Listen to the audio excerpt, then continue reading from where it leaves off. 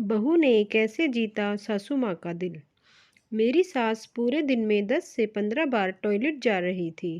उनके पेट में इन्फेक्शन काफ़ी हद तक बढ़ चुका था, जिसकी वजह से उन्हें पूरा पूरा दिन बुखार रहता था।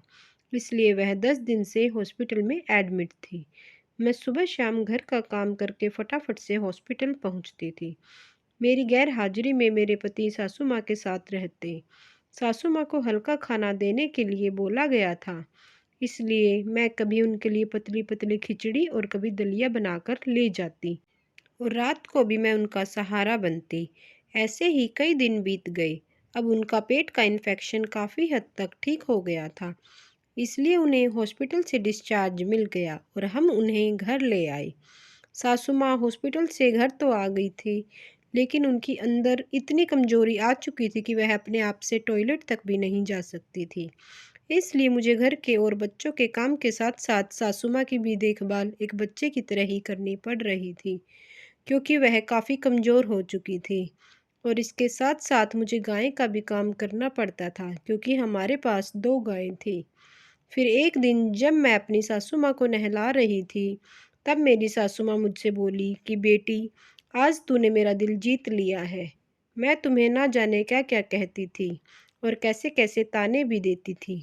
मेरा बर्ताव तुम्हारे साथ कभी भी अच्छा नहीं रहा, फिर भी तुमने मेरी सेवा एक बहू बनकर नहीं, एक बेटी बनकर की है। जैसे एक बेटी अपनी माँ का ख्याल रखती है, तुमने भी बिल्कुल वैसे ही रखा है।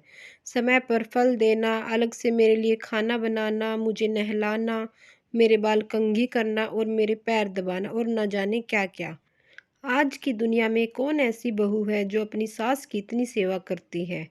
मुझे अपने किए के लिए पछतावा है बेटी, इसलिए मुझे माफ़ कर दो।